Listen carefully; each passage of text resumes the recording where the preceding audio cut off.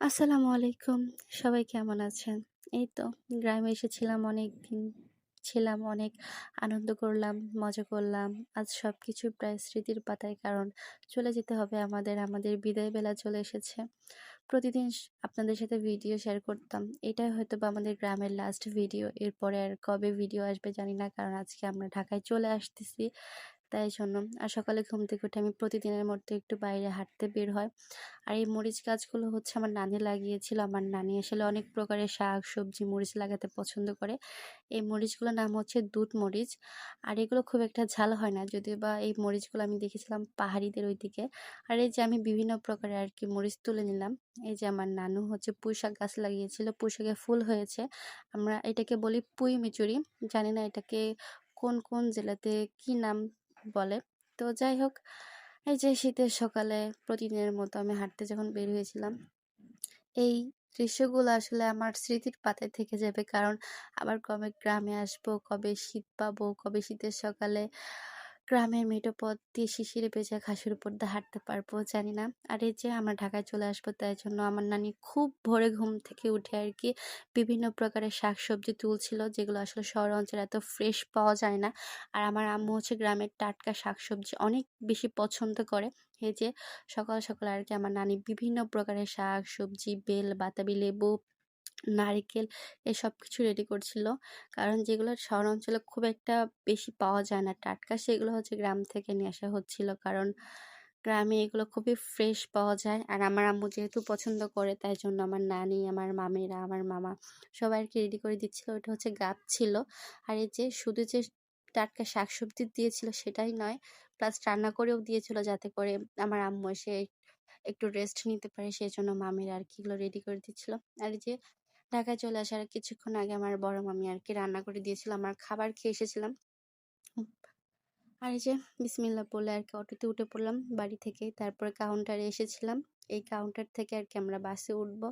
আর যে বাসে উঠে পড়লাম। কিছুদিন আগে রাস্তা দিয়ে আর কি আমরা গ্রামে গিয়েছিলাম। তখন অনেকটা ভালো লাগা, অনেকটা খুশি, অনেকটা আনন্দ নিয়ে গিয়েছিলাম। আর এখন সবাইকে বিদায় দিয়ে মনটা প্রচুর খারাপ ছিল। অনেকটা মন খারাপ নিয়ে আসছিলাম। কারণ আবার কবে গ্রামে যাব, আবার সে চেনা মানুষগুলোর সাথে কবে মিশতে পারবো। এসব কিছু নিয়ে অনেক বেশি পরিমাণে স্যাড ছিলাম। কি আর করার। তাই জন্য আরকি এই যে এটা হচ্ছে মনিহার সিনেমা হল, যেটা আমাদের যশোরে অবস্থিত আরকি। কিছুদিন আগে আমরা যখন গাড়ি থেকে নেমেছিলাম, এই মনিহার হলের সামনে নেমেছিলাম। আবার এখান থেকে গাড়িতে উঠছিলাম আরকি। বাংলাদেশের সবথেকে বড় সিনেমা হল হচ্ছে যশোরে, যেটার নাম হচ্ছে মনিহার হল। তবে আমি যশোরের মানুষ হওয়া সত্ত্বেও এখনো পর্যন্ত ওই সিনেমা হলে যেয়ে সিনেমা দেখার সুযোগ হয়নি। যেহেতু ঢাকাতে বড় হয়েছি, সেজন্য যশোরে অনেক কিছুই মিস করেছি। যশোরের গদখালিতে এখনো যেয়ে ফুল দেখার সৌভাগ্য হয়নি। যশোরে আসলে অনেক কিছু আমি মিস করেছি, যেটা আসলে গ্রামে থাকলে হয়তোবা পেতাম। তবে কি আর করার, হয়তোবা এটা আমার ভাগ্যে ছিল না। তো যাই হোক, একটু করে আমরা গ্রাম থেকে শহরের উদ্দেশ্যে পা বাড়াচ্ছি। আর অনেকটা বেশি মন খারাপ হচ্ছে। এই মন খারাপটা আসলে কখনো কাউকে বলে বোঝানোর মতো না। কারণ প্রিয় মানুষগুলোকে রেখে শহরে চলে আসতে হবে। আবার সে আগের রুটিন গুলো অনুযায়ী চলতে হবে। গ্রামে যে কয়দিন ছিলাম অনেক আনন্দ, অনেক মজা করেছি, অনেক সুন্দর সুন্দর দিন কাটিয়েছি। সেগুলো আসলে আঁকড়ে ধরে আরো বেশ কয়েকটা বছর কাটাতে হবে। তারপরে কবে আসবো না আসবো কিছু বলতে পারছি না। কারণ গ্রাম থেকে চলে যাওয়ার সময় আসলে অনেক বেশি পরিমাণে কষ্ট হচ্ছিল। কারণ গ্রামের আনন্দ, গ্রামের মজা গ্রামেতেই পাওয়া যায়। গ্রামে শীতের সময় এসেছিলাম, সবার সাথে অনেক আনন্দ মজা করেছি, শীত উপভোগ করেছি, খেজুরের রস খেয়েছি, বিভিন্ন রকমের পিঠাপুলি খেয়েছি। শীতের সকালে হাঁটতে বের হয়েছিলাম, অনেক সুন্দর সুন্দর কিছু স্মৃতি ছিল। আর এই যে যখন শহরের উদ্দেশ্যে চলে আসতেছিলাম, তখন আর কি এই টোলটা পার হচ্ছিলাম আর কি। গ্রামে এই রাস্তা দিয়ে গিয়েছিলাম, কি আজব তাই না?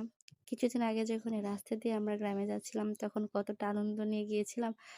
আর কিছুদিন পরে যখন ফিরেছি, তখন কতটা কষ্ট। আসলে আমরা মানুষ, আমাদেরই তো মায়া মহব্বত ভালোবাসা কাজ করবে। কিছু কিছু জিনিস আসলে বলে বোঝানোর মতো নয়। যেমন গ্রাম থেকে যখন আসতেছিলাম, তখনও অনেক না বলা কথা থেকে গিয়েছিল, যেটা আসলে বলা সম্ভব নয়।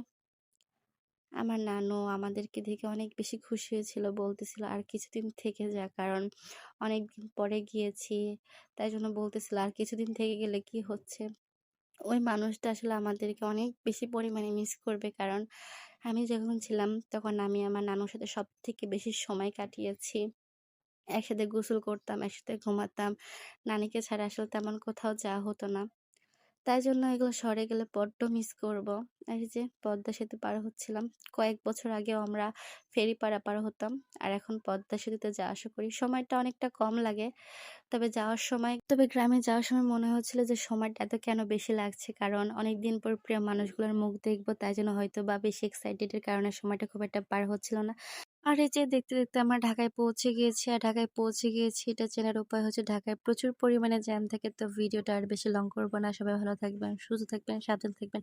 আল্লাহ হাফেজ।